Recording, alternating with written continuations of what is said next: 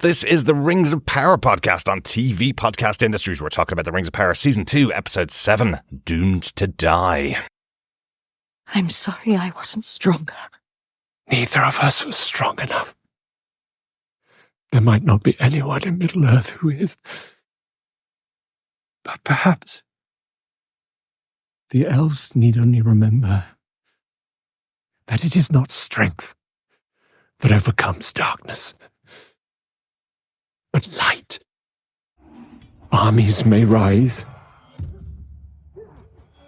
hearts may fail, yet still light endures and is mightier than strength. For in its presence, all darkness must flee.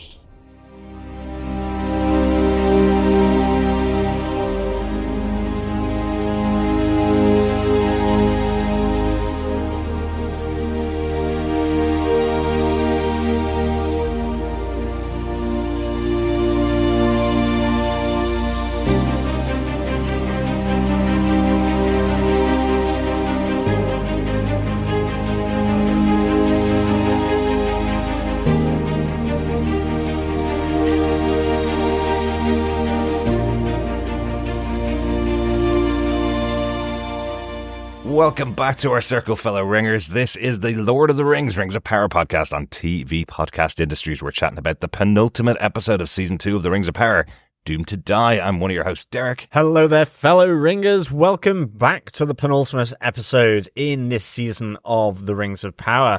I am your other host, John. Just one episode this time, John, after doing 2 episodes all the way throughout the season. Absolutely, and sure, why not? The last 2 episodes we will be covering individually. Yeah, but what an episode to cover. Wow. Absolutely. Although we weren't out in the lands of Rune with Tom Bombadil or the Stranger, or with Norrie or Poppy. So I think we've still got to make a little pit stop in that direction. Absolutely, and we didn't even go to Numenor to see what's going on over there. With the, I know how that's played out. Yeah. Is Queen Muriel now back on the throne? Yeah, Who knows? We will hopefully see that next week, but this is very much a penultimate episode where everything looks really bad for our main gang because it is really bad.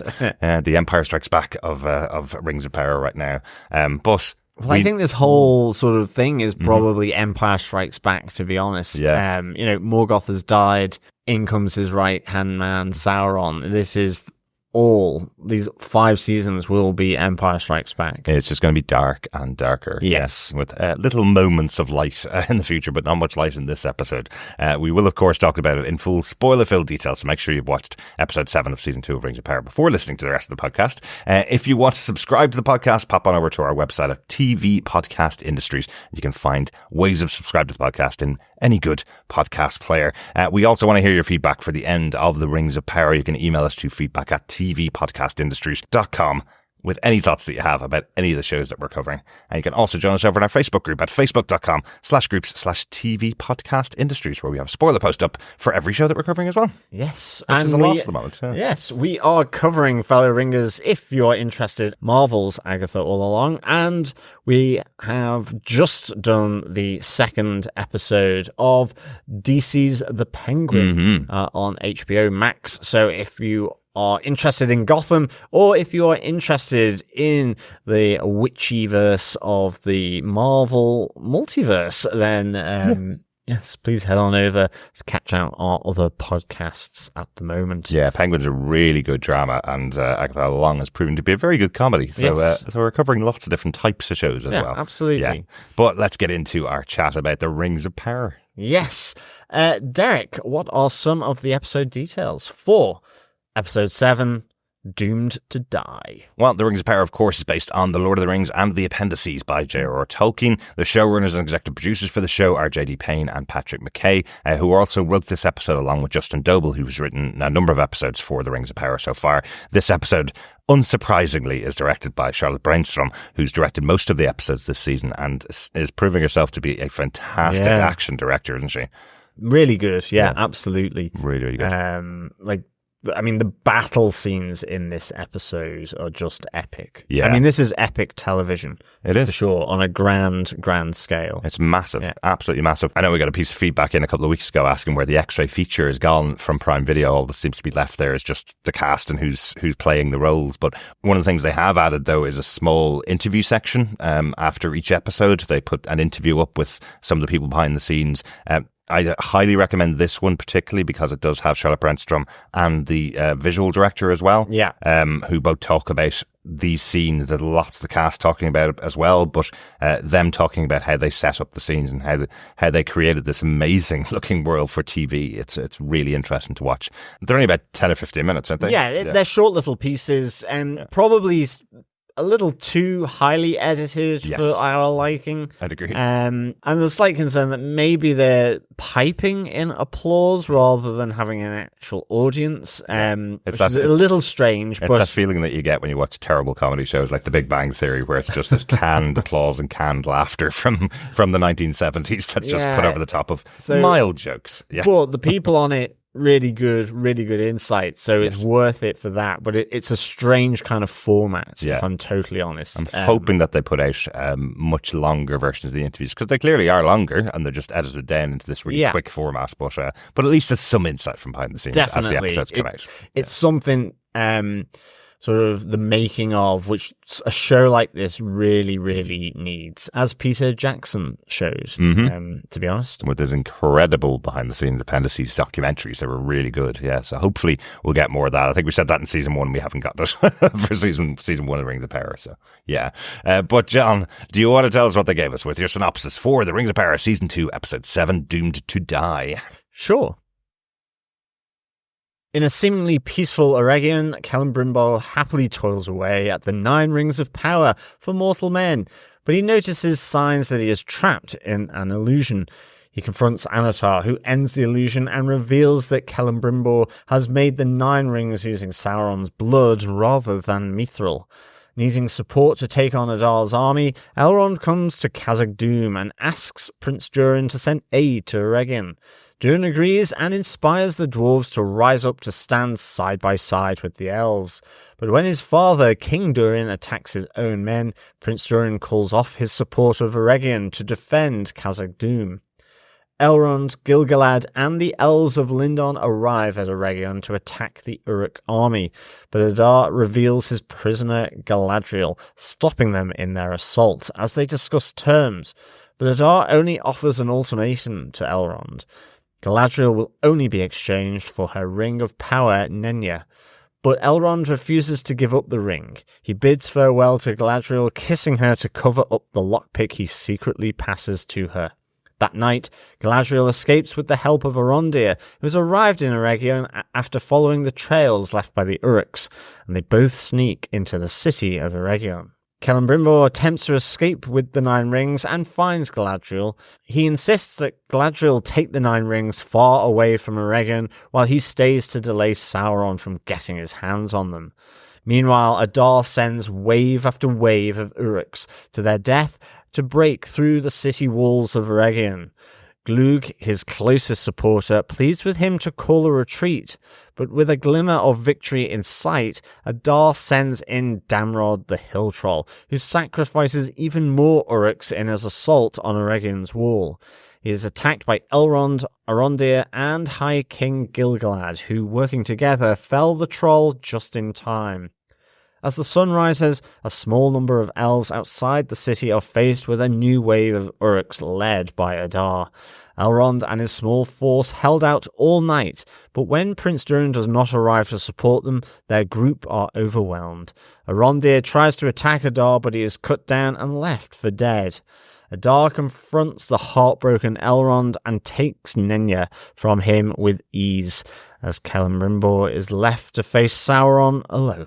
Yeah, lots of big action in this episode, and a really focused episode this time again, really focused on everything that's going on around Eregion. It was almost as if it doesn't support the story in Eregion, we're not going to have it in this episode. We're going to cut it out. Even the conversation with Elrond and the dwarves and what happens with the dwarves is all spurred on by what's happening in Eregion. So, I think this is important to do. And that's something that this season has done pretty well, actually, is focusing a bit more on the characters, because we know who they are now. We don't have to have much time setting up their characterizations and the world anymore. Here we are, talking about Eregion and seeing what's happening in Eregion as one focused story. And I think it was done really well this time. Yeah, but I mean, it makes sense as well. I mean, this is a big, big moment. The fall of Eregion, the completion ultimately of the 9 rings for men, and the reveal of Sauron to Celebrimbor. Exactly. So it's a huge moment in the story. Yeah. So I think we should get on to our Tales of Middle Earth. And in particular, Tale 1, Celebrimbor's Not So Perfect Day. Exactly. Oh, what a great way to start this episode. Have you seen the memes that are going around on the internet where they're like, what would the rest of the elves that are in Eregion think when Celebrimbor just walks out with his cup of tea on his balcony, really happy with himself as the whole place burns all around him? But the opening of the episode looks like Celebrimbor is perfectly happy in this gorgeous environment, looking out over his beautiful city, and then going back in and making his rings. Everybody must think he's absolutely crazy and wondering why the Lord of Eregion isn't helping them out in their battle against the rising armies. Yeah, absolutely. I mean, to his eyes, Eregion is at peace. Still being deceived by Annatar. Really good. And I think I like how this sort of turns. Actually, when I first watched it, until he talked about the mouse to Annatar, when he starts to realize he's kind of in a loop of repeating time and actions. I was like, why are they focusing on the mouse scurrying across the floor? But ultimately, it's a sign, along with a few other nods, which gradually makes him realize the deception that has been placed upon him by Annatar, and for him to question who Annatar is. Yeah, absolutely. And I think this is really important for Celebrimbor to have these moments, because, you're wondering how Annatar has been able to get into his mind so much and control him so much to get him to ignore everything that's going on. But I like having these scenes of Celebrimbor realizing what's going on around him. He initially sees the hammer of Feanor that he's been using to make the 9 rings. He sees one of the jewels that's gone off it, and is wondering, maybe I dropped that because it looked perfect the last time he used it. Yeah. Then he sees the mouse coming across and kind of tracks that and realizes the mouse crosses every few hours because this, effectively, the matrix that Annatar has built to keep Celebrimbor in this room is a loop that he's built. He also notices that candles don't burn down at all, even though they provide light all day for Celebrimbor to do his work. Yes. He's noticed that the fire doesn't go down at all, even though nobody comes in to fill it up with any more wood. So he's noticing these things that shouldn't be the same, but when he's engrossed in his work, and it addressed something that we mentioned last week about the siege of Eregion needing to last quite a while. Celebrimbor says he's been here weeks since the last time Annatar was in with him, making these 9 rings. So he's been there a few weeks, and over those few weeks, everything has just stayed the same in this room. But he catches a glimpse of his real face in the mirror as well, which is covered in soot, covered in ash. And when Annatar eventually reveals what Eregion looks like, you see there's actually been explosions inside the forge. The place has been pretty destroyed. Still, Celebrimbor is able to work within there, but he's effectively avoided dying a few times in this room.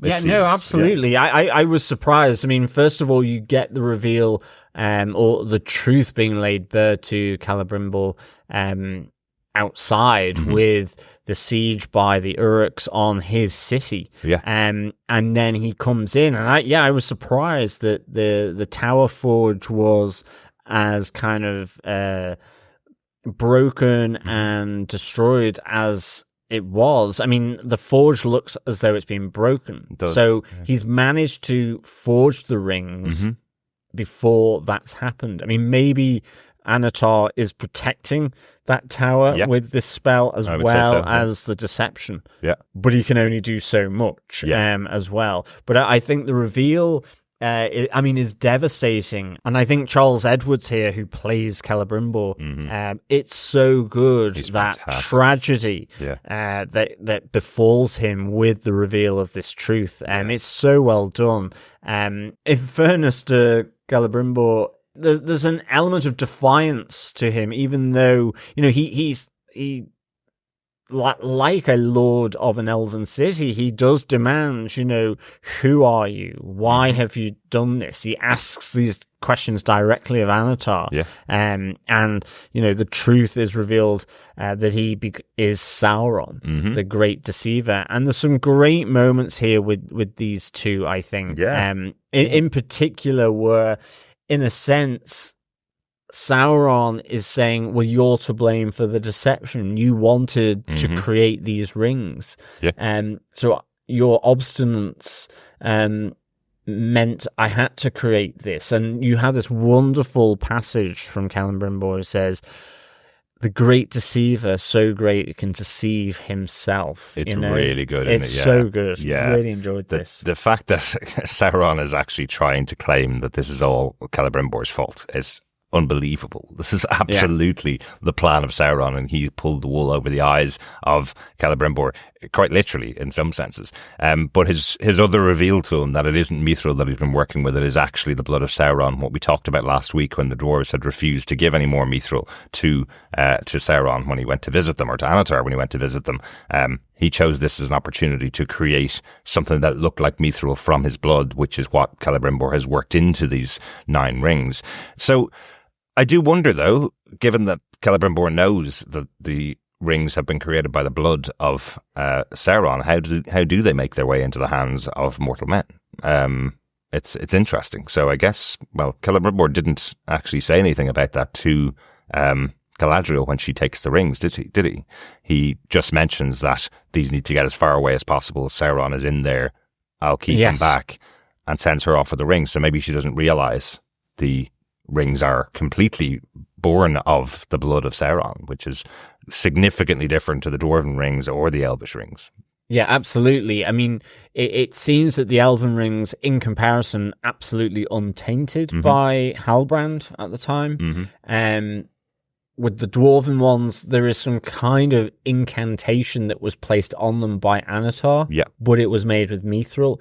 This instance, you have a part of Sauron being forged into these rings. I mean, Annatar says true creation requires sacrifice, as he shows that wound he's inflicted on himself to give his blood for these rings.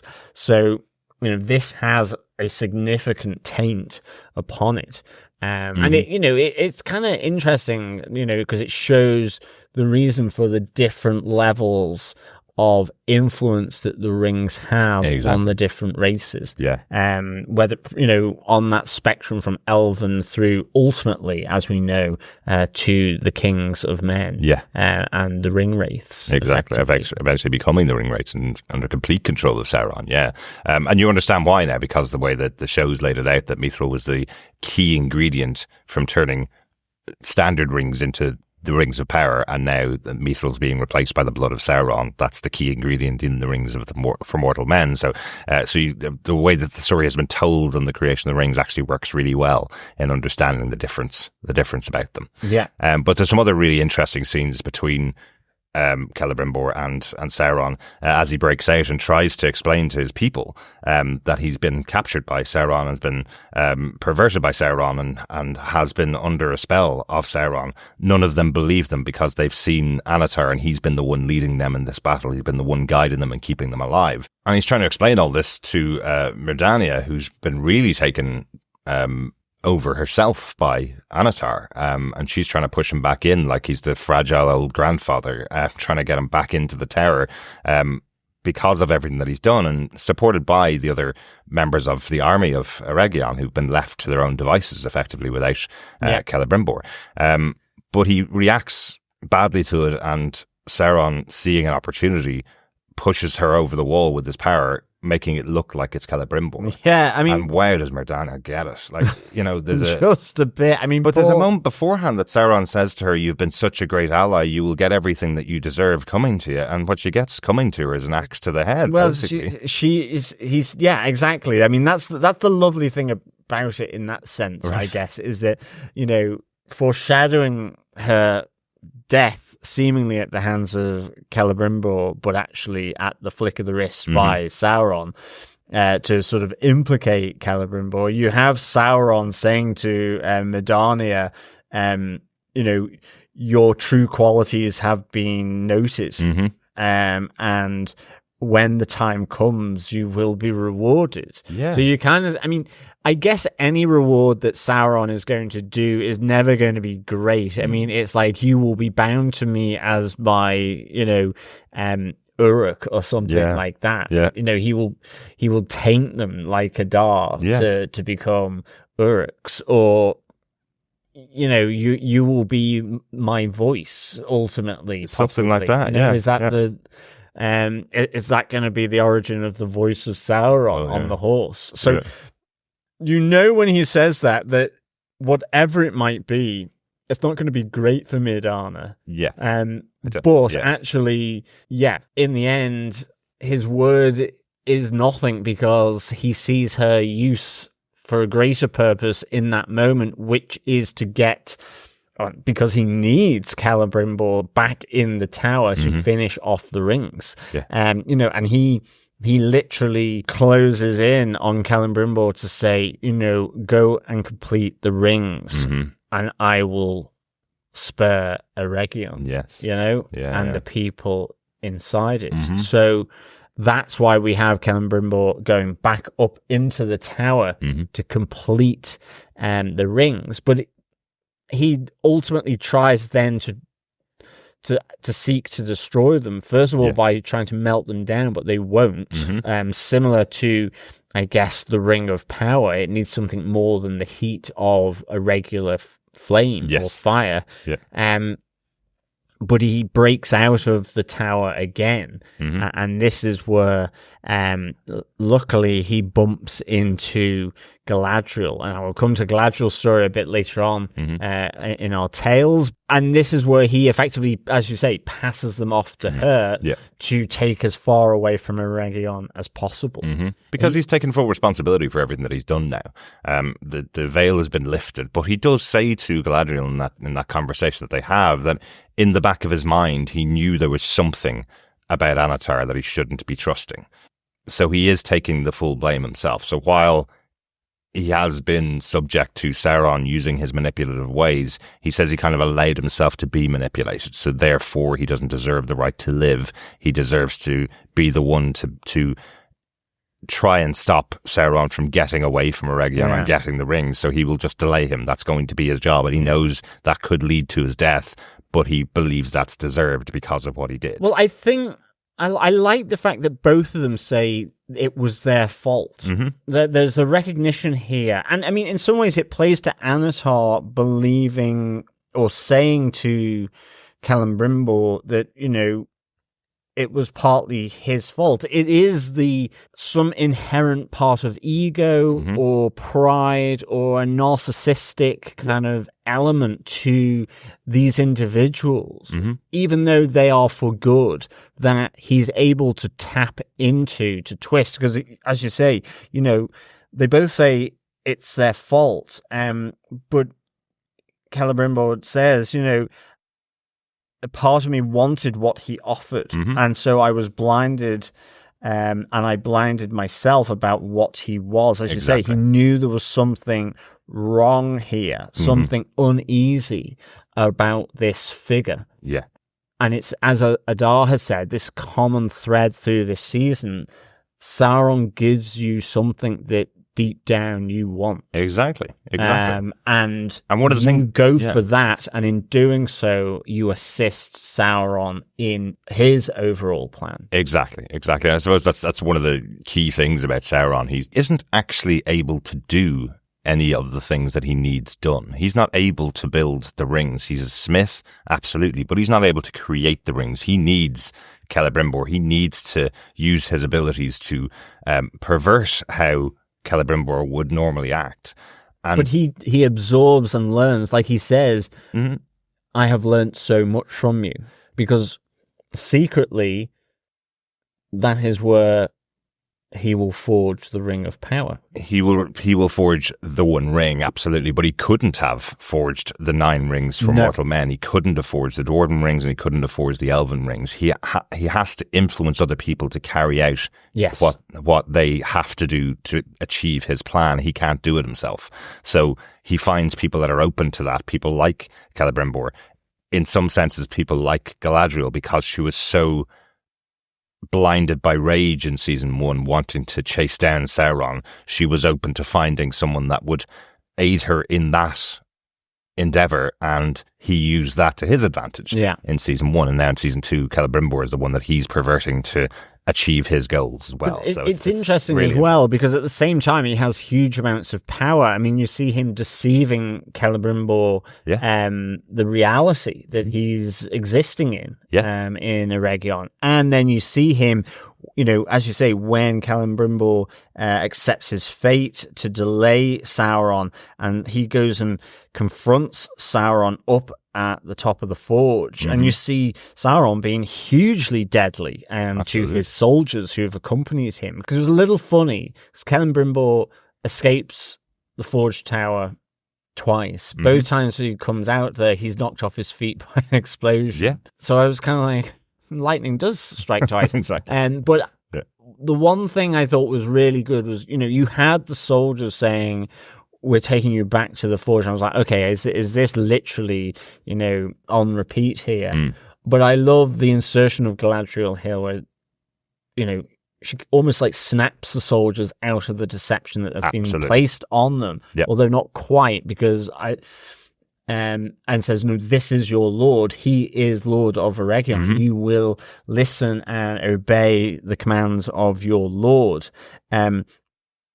But even though she snaps them out, as they go to sort of surround Sauron to take him into custody and to stop him, he does say, you think you were the only one to give me control, to let me in. So he has done this with maybe everyone in Eregion. And you see his power in being able to control their movements, where he effectively kills the 5 soldiers that have surrounded him, and then their captain, when he comes to take him out, you know, he just does that kind of really good sidestep and is able to freeze him as he takes his sword and cut him down. So like, hugely powerful in and of himself, yet there's certain skills, whether they're coming from the Valar and so on, that he doesn't have and needs other people.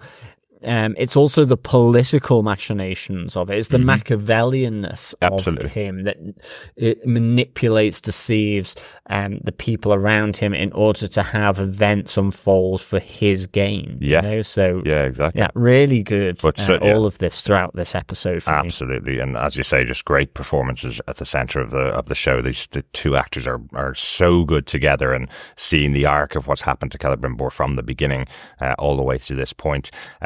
And really where it's left is Celebrimbor in the room with Sauron. That's where they are while everything else is going on outside. Absolutely. So, he must be terrified. Yes. He must be bricking it. Yes, exactly. For sure. Yeah. I would be. But again, I feel... Do you need a voice by any chance? But I feel like in that conversation with Galadriel, he is saying, I understand that I may have to sacrifice myself here just to hold off Sauron for long enough for you to get away. So I feel like he has accepted he's not going to have a good end here in this final moment. If the soldiers aren't able to take him in, which, you know, was it ever likely that they would be able to capture Sauron? But if they aren't able to take him in, then he probably knows his destiny isn't going to be a good one. But again, we'll see what happens to the 2 of them next week. Let's move on to tale number 2, a relatively quick one, but the only other major story within the episode is Elrond going to Khazad Dûm to plead with Prince Durin for his help. They make mention of the fact that the last time that Elrond was there, he was banned from Khazad Dûm. He was banned from being anywhere near the dwarves after trying to get them to provide him with mithril for the work on the rings. But he's allowed back in because of the situation the dwarves are in now, with King Durin starting to have his greed perverted by his ring, and Prince Durin being in a kind of a tight situation now. Yeah, well, I mean, the interesting development there is you have King Durin's advisor, Narvi, effectively going to the side of Disa and Prince Durin here, because he hears the king saying, each wasted moment costs us unspeakable wealth.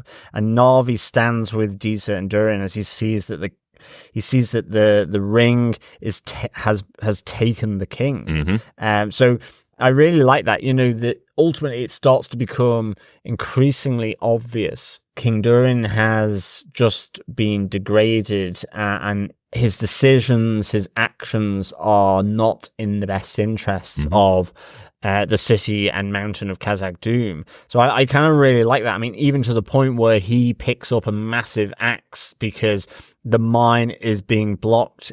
No one is mining for mithril or for gold or any of the jewels that will make him wealthy. Yeah. And so you see Narvi covered in blood as the king has attacked his men, trying to stop him from going down and effectively mining himself. So I really like that. And with that going on, you have the arrival of Elrond, as you say, at Khazad Dûm. And I absolutely loved it, the two of these meeting again, because they were really good in season 1. So I loved the kind of, what was it that Durin calls him, the tidal-haired, flowery-tongued flagpole, it was so good. Yeah, and Elrond just going, what do you mean tidal-haired? It's a bit like Han Solo being called a scruffy-looking nerfer. Yeah, exactly. I don't know why, but I do think it's really funny that the actor who plays Elrond in real life has really straight hair, and in the show he does have very very curly tidal hair, I think you'd probably call it. So I think him getting slagged about having curly hair when actually in real life he has straight hair just makes it a little funnier. But it does inspire Prince Durin. He's effectively saying, I'm about to overthrow my father here. There's what's happened to you? What have you got going on? I bet you it's not worse than that. And Elrond's kind of going, well, it is worse because the entirety of Middle Earth's going to fall if I don't get your help. We're on the path for defeat if you don't come and help. So Durin actually does put aside what's going on in Khazad Dûm to inspire the rest of the dwarves to join with him and reignite the alliance with the elves. That they are all going to join together, and they will show the world that it isn't jewels, gems, and greed that drives the dwarves, that they are driven by their loyalty to others, which I thought was a really wonderful moment, a really strong, powerful moment from Durin. But as you say, it's almost like they forgot in the background there's still a king there, and the king is still in control of this place and is on a rampage to make sure everybody follows the rules that he's laid out for all of them. Well, that's it. I mean, I think the only thing with the Khazad Dûm is, I mean, it looks like Prince Durin, he makes a massively inspiring speech that seems to have everyone in Khazad Dûm like on his side. I mean, he's even marshalling what seems like the royal guard at one stage, the kind of dwarves with the chainmail across their face. And you just seem to have the king. So, I mean, I get it. You're not going to be able to show it in this kind of framing, but to what extent is King Durin still in control? Because it looks to me as though the levers of power, whether it is military power or whether it is political power, with Narvi coming across to his side, it's only him. And his son, his heir, are all seeing the destruction by the ring of their king. So is it just him? In which case, it'll be interesting. I hope they kind of visit what happens here. Oh, they will. Because obviously it's all off screen and it has huge implications for the battlefield outside of Eregion. So, it's interesting. Yeah, the way I took it was the inspiring speech from Prince Durin laid out the army, and they brought all of their army, had them leave Khazad Dûm. So Khazad Dûm was left with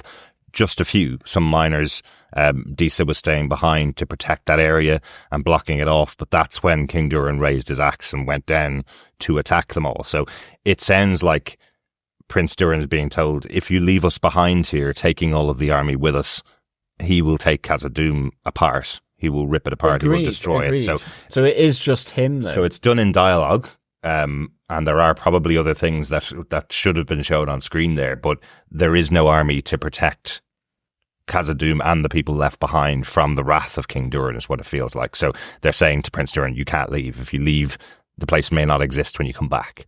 Yeah, I mean, on a personal note, I can see with Prince Durin, because when you have Na'vi arriving covered in blood, it's what was Disa, what's happened to Disa.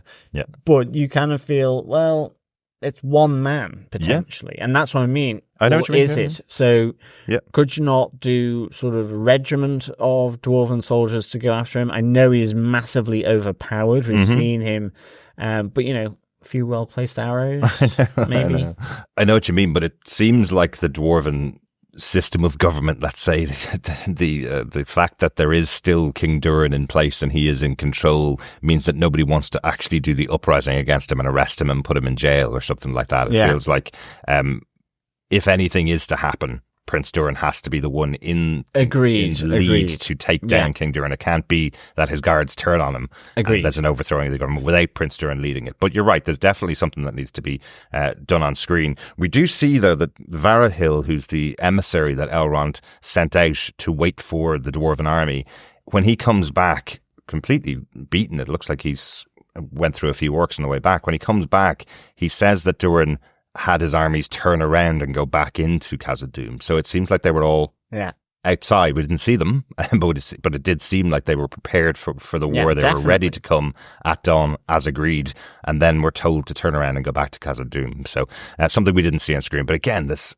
episode has to have had so much budget in it for what it did show. Definitely. So potentially that's something that they left to the next episode. Yeah, or at least the fallout from that will be shown, and maybe a bit of flashback, I guess. Maybe, yeah.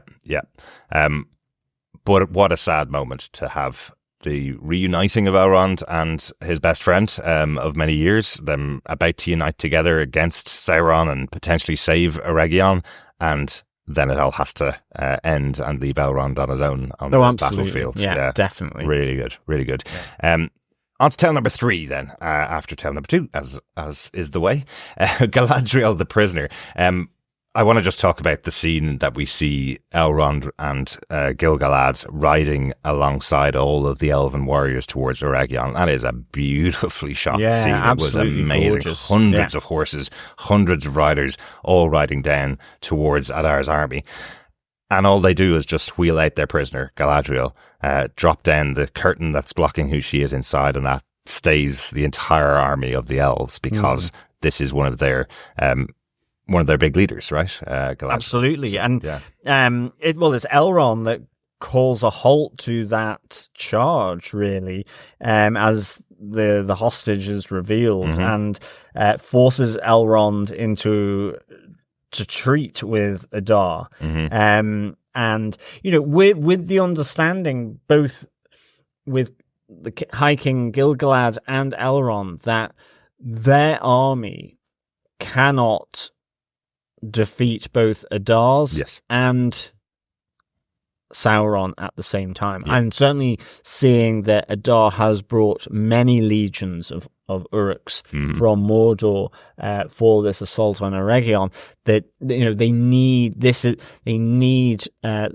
strength of dwarves and their numbers as well as their own in order to have any hope of attacking and saving Eregion.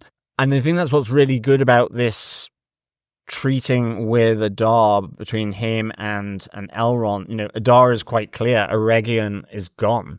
Everyone inside has fallen to darkness. Yeah, and it's interesting given the conversation he had with Galadriel, where she had this whole plan of going in, saving Celebrimbor and as many elves as possible, and then we can go and take out Sauron. But that's off the table and has been since before that with Adar. Adar was kind of going, always, once Sauron's in there, he will get into the minds of all of those elves.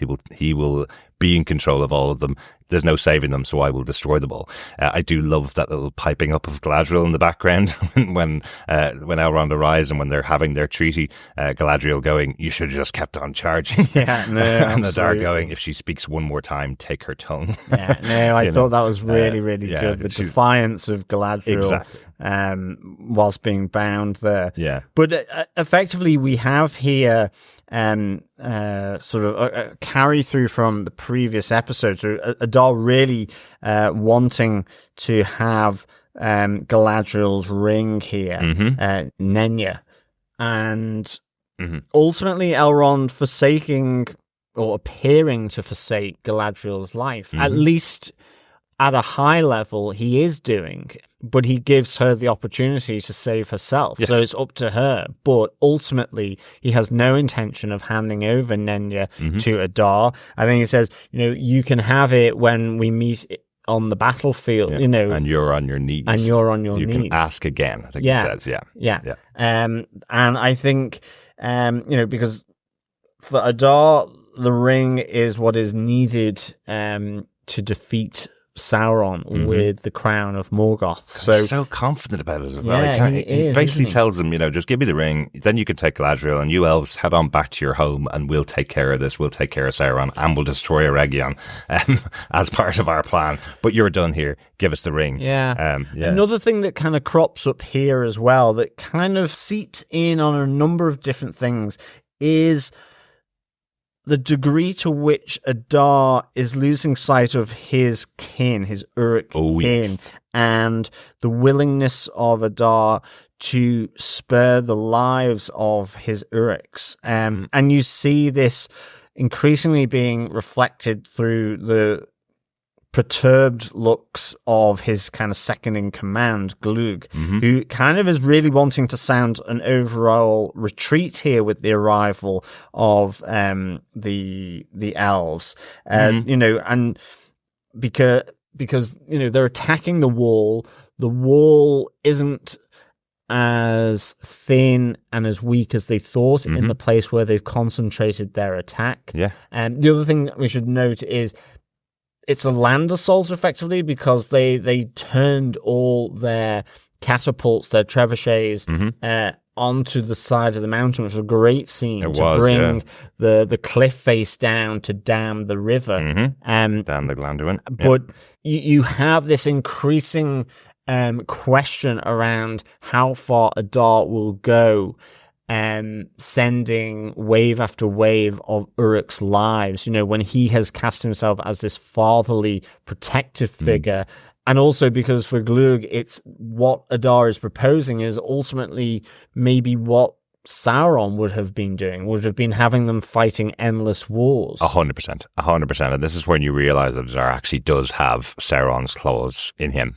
He is doing Sauron's work. Glug says to him, can we not call the retreat? We need to. We can't beat him here. We'll all die. And Adar says to him effectively, well, it's better that you die than be his slaves. I could never let you be slaves. So sends another wave after wave of men towards them. Just a reference, just in case you didn't see it earlier on in the season, Glug is the one that had the female orc and the child. So specific importance to him because he's obviously setting up some kind of community, something that we hadn't seen in the past with Sauron's army or with Adar's army, that they had been warrior orcs. Now they are Uruks. Now they are a society, effectively, and Glug wants to protect that. He wants to have the ability to go back to Mordor and live out their lives, something that Adar claims to want, but he's kind of being taken over by the belief that if he goes hard enough, he can beat Sauron, even though everything is stacking against them. Yes, absolutely. Yeah. Well, that's it. Again, Adar's need to finish Sauron is what Sauron is using, and as Galadriel said in the last episode, to bring him here with an army, an army that Sauron doesn't have. Exactly. And again, ultimately sowing division, different viewpoints, not only within the Uruks, but between potential alliances that could form that would be greater than the sum of the parts. I.e., if you had the elves and the Uruks fighting to bring down Sauron.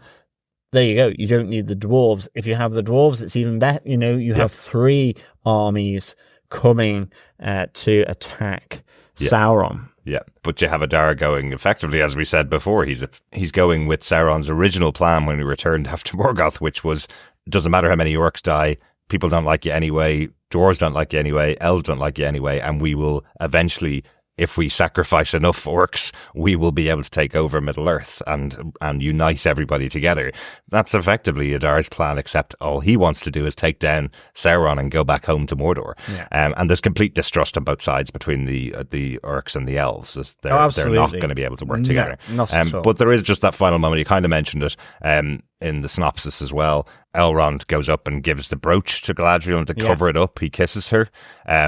And she just has this completely shocked look on her face. Adar probably just assumes there's some relationship between the two of them, but there's nothing. He's just kissing her to hide the brooch. Yeah, an elvish kind of practice of some degree. No, it's just been really funny watching the social media reaction from people that some that know Galadriel's story know that at this time she should be married to somebody else, so there's never been any relationship between herself and Elrond. Some people thinking this is just something that the Rings of Power did to have some romantic relationship between the two of them, but there's nothing romantic there. That is Elrond just covering up. It's an old classic. You would have seen it in James Bond movies all the time. You would have seen it in Indiana Jones movies in the 80s. This is cover something up that you're doing with a kiss. That's all he's doing here. Absolutely. But it's just been really funny. It's like, how dare they put the two of them together? They shouldn't be together at all. No, it's not that at all. It's yeah, it's hiding in plain sight. It's distraction with the kiss to give her the brooch to allow her to escape, of which she does.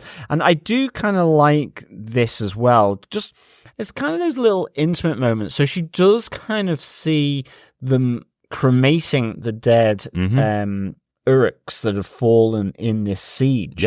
Yeah. You see Adar with a tear to his eye, still very much the father of the Uruks. Yeah. Despite the fact that maybe that is waning for some of his key supporters. But you see that, and I think the intention in that scene is that Galadriel also sees this as well. Yes. But she ultimately only escapes with the help of Arondir, who has eventually arrived to Eregion after kind of following the trail of the Uruks and also seeing some deserters walking back to Mordor as well. And so he helps her. And I like this moment where he is wanting to avenge Theo's mother, Bronwyn, who Adar took the life of. And you just have Galadriel sort of tempering him, saying there will be another time for that, but we are short of heroic elves on this night, and he is a heroic elf. He certainly is. She needs to help her get into Eregion effectively in order to try and rescue Celebrimbor. So I kind of like that little moment in her escape as well. Absolutely. And to team up with Arondir, always good. He's fantastic. I just love the character. I love the actions that they give him. He's got some great moments in this episode. One of those, we move on from Galadriel and move on to our tale number 4. Yes, the troll attack. We have to talk about the troll attack as one of the movements. There's so many movements in this attack. There's that great one where we have the elven archer coming up, the female elven archer coming up, where she's shot with multiple arrows and still able to stand up and get that one shot off that blows up the machine that the orcs are trying to use, taking out tons of orc. I think that's really cool. Again, even though she dies, she still gets that moment to add her part or have her heroic moment in the battle. I thought that was really cool. But the big one really is the troll attack. Again, this is something that's a conversation beforehand between Adar and Glug, where Glug's saying to him, but all that will happen is that troll will run straight through anything that's in front of him, including many of our own men. And Adar saying to him, that doesn't matter. We need to win this war. This is the way we're going to do it. We're going to win this battle with the troll. And Glug is absolutely right. Yeah, not only does he run through the orcs, he picks up 2 of them to use them as a an orc shield, when Arondir is shooting him with arrows. It's such a cool move, though. It looks cool as he picks up the two of them, and the two of them are getting shot with arrows as he's trying to make his way to the wall. Absolutely. I mean, the troll attack is really quite cool. And I think it's because just the facial expressions on this troll. Yep. So, like, he's kind of smirking at sort of the weak arrows, even though he needs to protect himself. Yeah. But he picks out an arrow so like it's a sort of cocktail stick in a sense.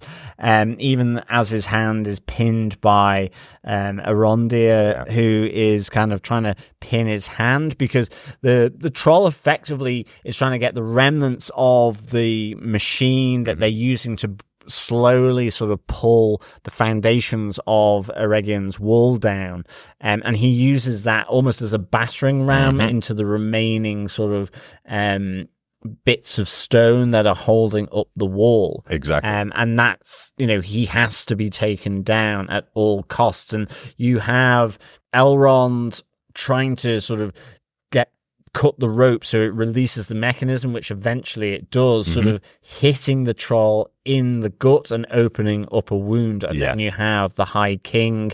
Arondir's pinning his hand, but the High King effectively using his very cool kind of spear, elven spear, to sort of swish and cut that open and to kill the troll. So the troll ultimately falls, but he does cause fatal damage to the wall of Eregion, and it leads to kind of that final assault led by Adar. It does. I just think it's really awesome to have a scene where we have Arondir, Gil-galad, and Elrond working together to take down the troll. I thought it looked so really cool. Yeah, really enjoyed it. And it looks amazing on screen. Again, we're talking about a TV show here. I know there's a huge budget behind it. I totally get that.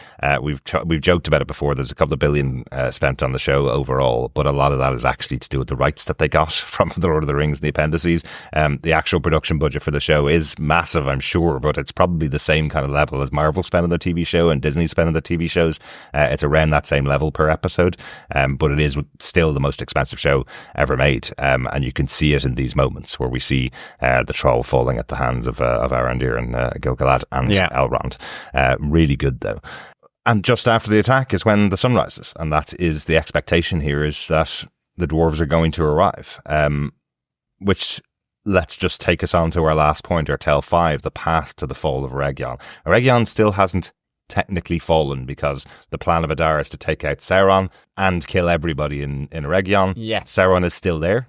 So technically Eregion hasn't actually fallen yet. The walls are still standing. Yep. The gate is still closed. But they've broken their way in through the wall at the end of this episode. Yeah, ultimately, you have the walls being breached and Uruks flooding into Eregion.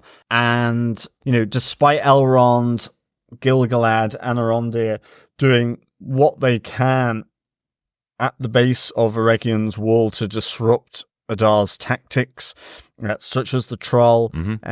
He leads the next wave. He has legions. They need the dwarves. They don't come. I like the fact that Glug does not follow Adar in that final wave, that final charge. But with the absence of the dwarves, you really have a very small number of elven soldiers left. I was actually surprised how few there were. Yeah. And given you've got Gil-galad, Arondir, and Elrond. Now, we see Arondir going after Adar, but he is stabbed, but we don't know. He's certainly wounded, but he's still alive. Whether it's fatal, we don't know. Yeah, I think he's still alive. As we see the scene, we see Arondir on the ground. He's been stabbed. Adar treats him like nothing and just walks away. I was really surprised that Arondir did try to attack Adar on his own there. It felt like that conversation with Galadriel was saying there'll be a later time for this. We need to protect Eregion. Would lead him to actually protect Eregion, but it seems like the next opportunity he had. This is the time. The next time in about 20 minutes. I guess he could combine both of them. Because Adar was attacking Eregion. He thought he could.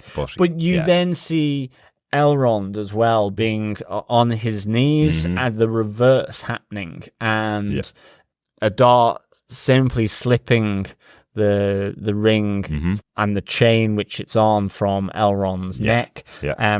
And him effectively giving a lesson to Elrond, saying never make war in anger as he gets the ring. The person we don't see in terms of a resolution, at least in this moment, is the High King Gil-galad, who is also one of the remaining people defending Eregion's wall. Now, he's swishing around with his spear and doing a pretty nice job at cutting down the Uruks, but again, there's not many of them. No. Compared to the Uruks. There are a few other elves, but unfortunately, while Elrond is on his knees, in that moment when he just is embodying the heartbreak of the dwarves not coming, he was totally leading this charge on the basis that all we have to do is get to sunrise, and then when the dwarves arrive, we'll be fine.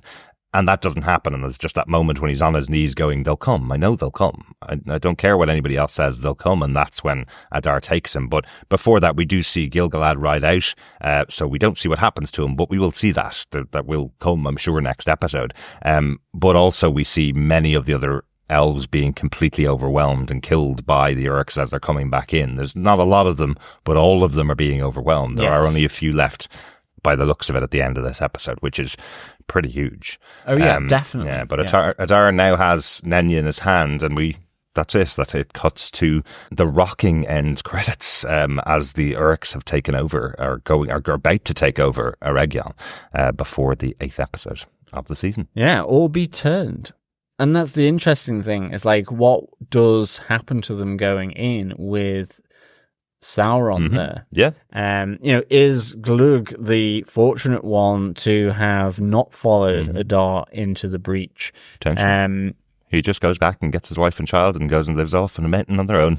Yeah, exactly. So it'll be interesting to see what happens. But there are options here, and because you have Adar seemingly at that point of a first victory, let's say, when he takes Nenya, that was his plan the whole time. And because it ends there, in my head, all I was thinking was, well, we have Arondir, who's been stabbed but isn't dead. We saw that elf take many, many wounds to herself before she let that arrow go. Knowing Arondir, he definitely can get one more attack in. And if he doesn't, maybe Glug comes back and goes, hang on a second, Adar, you've sacrificed way more of the Uruks than you should have, and I'm now turning on you, and I'm now stabbing you. So because it leaves it there, it feels like straight at the start of the next episode, we will maybe see the death of Adar. Maybe. At the hands of, I think, either Arondir or Glug. Or maybe Gil-galad comes in to take his head. With his big staff. Or it's Sauron. Or Elrond stands up and does it. There's a lot of people now gunning for Adar. There certainly are. Any other notes about the episode, John? Anything else you wanted to point out and talk about? No, none from me. I definitely want to talk about that final song. We've talked about the music by Bear McCreary throughout the season, the way that he's been able to create these amazing themes. A lot based on the music from the Lord of the Rings movies by Peter Jackson, but some really unusual things that he's brought in himself, like the music of the Uruks. And here to represent them taking over or getting to that point in Eregion, he uses a heavy metal vocalist called Anthony Kidman, who's the lead vocalist for a Swedish heavy metal band called Meshuggah, to do this real heavy metal song at the end of it, showing that we have this group of Uruks succeeding. It is something that you wouldn't expect to hear in the world of Lord of the Rings, because we haven't really seen Uruks or Orcs win battles much in the past. Yeah. So I thought that was a really interesting choice. And then the last one I just want to mention is that Damrod, the Hill Troll, is actually voiced by Gil-galad himself, Benjamin Walker. So he does the voice of the Hill Troll and kills it. So that worked quite well, doesn't it? That's really good. And also, it is trolls, just because as he dies, the sun comes up over the hill. Yeah. So he did have a limited time frame in which to do what he needed to do, otherwise he would turn to stone. I think so. I know in The Hobbit, it's the three trolls that are tricked into staying up till sunrise, and then they turn into stone. So yeah, it could have ended 20 minutes later if they'd been able to distract him long enough. But he's kind of running roughshod over anybody in front of him. So that 20 minutes could have also taken down the walls of Eregion as well. So they didn't really have the time to just distract him long enough and play a game of I Spy with him until the sun came up. So no, exactly. Yeah. But I think you're right. I think that's Hill Trolls as well. Good stuff. So overall, John, did you enjoy this episode of The Lord of the Rings, The Rings of Power? Oh, I absolutely loved it. So epic. I'd give this 5 doubtful dwarves out of 5. Yeah, I mean, the whole thing was a spectacle. It really, really was. And I thought the realization, the truth of the deception, the truth of the destruction being revealed to Celebrimbor, and how that was played out, just so good. I really, really liked it. I mean, in some ways, it was so epic that there were certain things I feel that possibly, I would like to know a bit more about what was going on in the dwarves, why one king with a ring is enough to have the entire dwarven army of Khazad Dûm coming back, rather than it kind of being split, or whatever. I mean, I know that sounds strange, but I know. It's just that felt a little strange that it would require all the might of Khazad Dûm to control King Durin, but maybe it does. Maybe with that ring, with that axe, certainly. But I feel like it's more to do with Prince Durin has to be there, and he can't lead the army in this attack in Eregion and also save his home. He has to do one or the other. Is the choice that's been given, and the personal stakes are there for him because this is in the line of fire. But I did absolutely love this. I thought epic, grand, and really setting up for this final episode, which I suspect will be split between sort of that immediate aftermath at Eregion, and I presume something in the Rune lands where the stranger is. Yeah. I know we're certainly getting back to that at the season end, because again, there is a third season coming. This isn't something like there's going to be a definitive end at the end of this episode. Hopefully 5 seasons of the show as originally planned are coming, but definitely season 3 is already in production. So that is coming too. So there will be more story to tell, not just how Eregion falls and end with a black screen after everybody is dead there. But that's it. We'll have other things going on. I hope we do have a bit more Numenor to see how that's played out as well as Rune, and what happens here in Eregion and where it leaves all of the rest of the characters. Well, we've also now got the capture of the 9 rings that needs to happen. We have to have the 9 rings being distributed. That I'm really looking forward to, actually. I know that sounds really boring the way I've just described it, but who are the high kings here? Exactly. Because at the moment, really, you get the sense that the race of men are just kind of povey peasants, really, with no real big sort of kingdoms being shown other than Numenor. And I suspect at least we might see something at Numenor, given what we saw in the Palantir with Ar-Pharazôn in the last episode. Exactly. So, that I'm really looking forward to. And of course, we do need to have the forging of the Ring of Power. The one ring. The one ring. Yeah. As I say, 3 more seasons to go, John. Annatar, Sauron said, I have learnt a lot. Yeah, absolutely. Great stuff. Yeah, really, really good episode. Let's pop on over to get some feedback in from our wonderful fellow ringers. We got a bit of feedback in on episode 7. First up, we got an email in from Coffee and Vodka who says, "Greetings, fellow 9-fingered defenders. This one required a theatre with surround sound and rumbling seats. Everything, including non-action character interaction, was turned up to 11. The most nerve-wracking moment was Celebrimbor going on and on and on with Galadriel when she should have long since hightailed it with the 9 rings. Guess he was just Galadriel to see her. I'll see myself out. Being unfamiliar with the appendices, Adar's victory and claiming of the ring came as a complete surprise. R.I.P. Arondir. Can hardly wait to see how it all finally turns out. Though with the Nori stranger subplot still to deal with, I'm hoping it'll be a 2-hour special. Finally, as Elrond was repeating, Durin will come, Ming T's Daddy Wasn't There started playing in my head, totally blowing the dramatic effect. Looking forward to your pod on this one. 5 defenestrated damsels, thumbscrews and oncoming Durins out of 5. Peace and take care. Coffee and vodka." Daddy Wasn't There. That's from Austin Powers, isn't it? Yeah. Very good. Excellent stuff, Coffee and Vodka. I think Adar's victory at that moment is a complete surprise, but I kind of always thought he would win. Because I think he now will probably be made an example of by Sauron. I mean, that's my bet. I think so.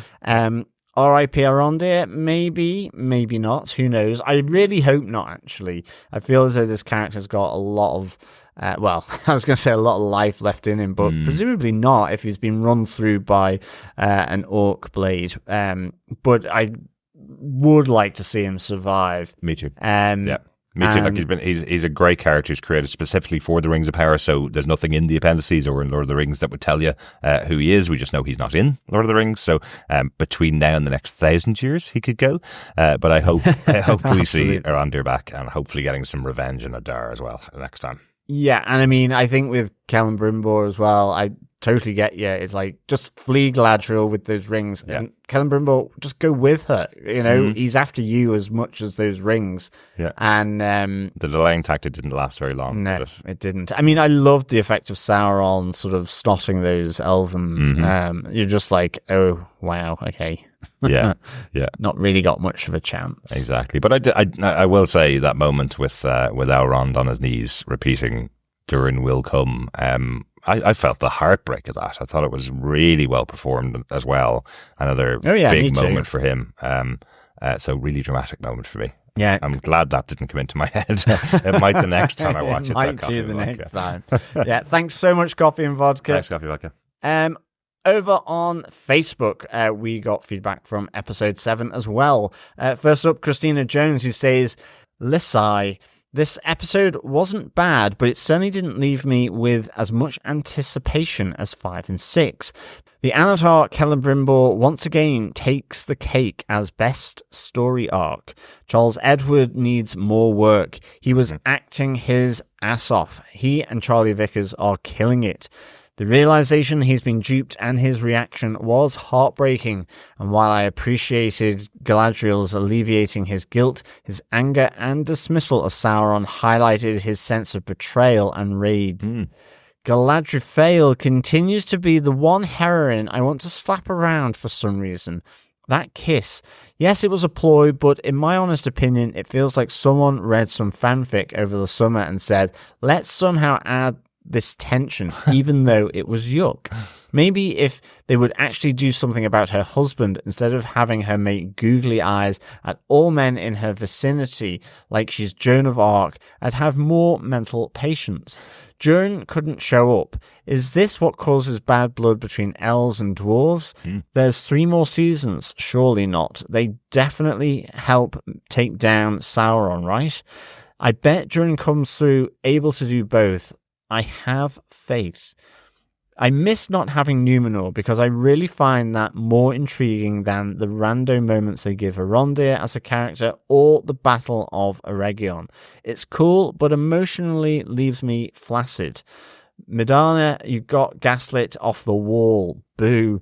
Turns out blondes in this show having irrational hots for the Dark Lord ends badly for them. Where's Ceridian the wise when you need him? Well, absolutely. Yeah. Ceridian is musing with his hands stroking his beard, I would say, whilst getting fish to jump around. Yeah, it's sad, isn't it? He just kind of got his ring. Ben Daniels in that second episode got the ring and then just disappeared off. The other 2 ring bearers are here in this battle, Galadriel and Gil-galad, but Círdan is sitting back at home enjoying the ring on his own, I guess. I would have expected to see him in here. Making ships. Yeah. The elves do like a good craftsman. They certainly do. They'll let them get away with murder as well. Yeah.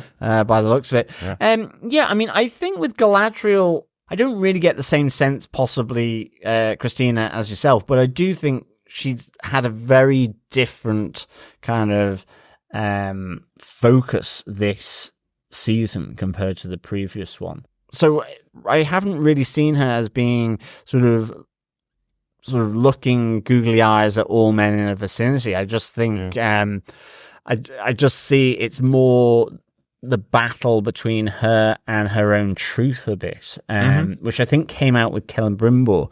And I think it's what has, been the tension between Galadriel and Elrond.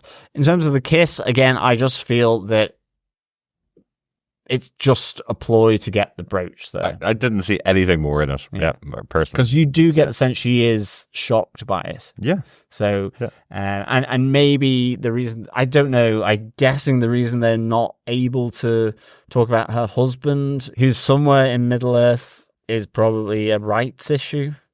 We don't know. We don't know whether they wanted to have Galadriel being the warrior for this show. I don't know why they haven't talked about her husband at all. Like, this again may be something that's told in the Silmarillion rather than the appendices, which they absolutely do not have the rights for. They would have to pay another $1 billion to get the rights for the Silmarillion. So they may have to avoid some of those things. You are right. It may be to do with that, but we do know that Galadriel is married. We have seen her husband in The Lord of the Rings. Yeah, so I would presume they have access to using that character at some point, but maybe they wanted to set Galadriel prior to having that relationship, prior to settling down in the forest of Lothlorien, and wanted to have her as a character that could move all around Middle-earth as one of our point of view characters, which is who she is. She's one of our main characters on the show. So if you have her having to go back to her husband every week and not have her move around all the time, then that does kind of change the dynamic of the character they wanted to show on Rings of Power. I guess so. But I do want reference to him. I want to at least at some point in the 5 seasons for her to have met him at some point. But I don't have the same feeling, exactly as John said. I don't have the same feeling as Galadriel. But I do love hearing feedback from other people that are watching the show. Yeah, absolutely. Especially those that probably don't know The Lord of the Rings and the appendices, who are watching the show as just the Rings of Power and getting their opinion of what's happening. From what I remember, actually, Galadriel is the one that's working with Celebrimbor. The character of Merdania is only in Rings of Power. So it's quite interesting that they kill her off just as Galadriel arrives. So Galadriel would have been working with Celebrimbor throughout this, not knowing that he was working on creating other Rings of Power. Yeah, so, no, that's true. So she would have actually had a bit of a closer relationship with Celebrimbor during this time. They've changed quite a lot around how the Rings of Power are created. The Elvish Rings were created last, as we mentioned before, after the Rings of Men and the Dwarven Rings. So they couldn't really tell the story the way it is in the book, but interesting that Merdana is also gaslit by the Dark Lord and ends off. But I think everyone is gaslit by the Dark Lord, and as the Great Deceiver, as his title suggests. I mean, and I'm definitely with you there, Christina, around missing Numenor here. I absolutely have enjoyed Numenor this season. I mean, I've enjoyed it anyway. I think just the aesthetic is kind of beautiful, and it's just getting eyes on that after the little titillating bits from like the Peter Jackson's Lord of the Rings, seeing and the talk of the ancient civilization of Numenor. So I really kind of miss that as well, but I can see you've got to do the fall of Eregion as a big piece. Absolutely. This feels like exactly like last season where we saw the creation of Mount Doom. That feels like that kind of episode where you need to focus just on this. For this episode, there's another episode next week. I hope we'll see Numenor next week. Yeah, absolutely. But again, another place, there is a book called The Fall of Numenor, so we know Numenor is destined to fall. We've seen it through the Palantir reviews. Big wave. We've seen it through that. But it's not just the big wave. It is also the people that are inside that will cause the fall of Numenor, as we've seen. So it is really interesting to watch, and hopefully that'll be something that they'll flesh out as the seasons go on. Yeah, absolutely. Thanks, Christina. Great stuff. Thanks, Christina. And Giarhu says, another very dark and heartbreaking episode. Heartbreak as Celebrimbor realizes he's been tricked. Arondir doesn't seem to get the revenge on Adar that he wanted, and Elrond's friend Durin doesn't show. This week, Charles Edwards' acting chops took us with him to the depths of despair as he cried out over the treachery. Bravo and great work, Mr. Edwards. Charlie Vickers also brings the quiet menace again this week that elevates Sauron to be truly terrifying. Absolutely. I definitely wish there were 3 more episodes instead of 1 more. I just want more of this show. Just to check, was that Galadriel's ring that Adar had at the end of the episode, says Angie? It was, yes, that was Nenya. Elrond had lied about not bringing the ring with him. He was carrying it on his person, and I think Adar knew that all along. I think he did. Elrond. Yep. Although you've got to get your wisdom somehow, and experience obviously seems to help Elrond as we move towards the Lord of the Rings trilogy, that that's why he's so wise. Well, absolutely. He's had his fails. He has. In his younger era, when he was only 1,000 years old. Exactly. It is funny that again I showed you this meme of Elrond, where they have a clip from him in the scene with Isildur, where he's shouting at Isildur to destroy the ring. A scene from Lord of the Rings where the Fellowship come to him and he goes, "Destroy the ring." And again, we have Elrond here in the early days of the Rings of Power, and his first response when the rings are created is "Destroy the ring." So he's very consistent over the thousands of years that he's in Middle-earth. Destroy the rings and everything will be grand. Great stuff. Thanks, Angie, for your feedback. Yeah, thanks, Angie. And finally, Dr. Bob Phillips says, "Well, just tear my heart out and stomp it into the blood-soaked mud. Catfish Midania deserved far better. They shouldn't have left Arondir to launch his broken heart onto Adar. And Gladrags managed to escape with barely a tangle in her gorgeous hair. Aren't those mass cavalry scenes something to behold?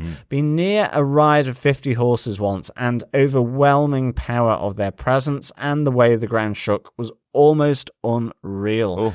Great stuff, Dr. Bob, and thanks for the horses. It's amazing, isn't it, really? Just the sheer presence that they have now. Not that I've been near 50, but that must have been something, as you say, to behold. But the cavalry scenes are really good. In the additional kind of follow-up extra show that they have with the interview with the director, it was, I think they had 20, and the special effects guy who sat next to her was asked to do an extra 180. Something like that, in CGI. So really interesting to see how it's done. Absolutely, but they did have hundreds of extras, apparently, going all the way around the clock, going into the makeup room, coming back out, and then other ones being able to go home so they could create these massive scenes on this massive scale. It's incredible to see. Even the shot of behind the scenes of the lighting rig they had to create to light up the amazing size stage that they were filming on was incredible. Really, really cool. What a great achievement for this episode.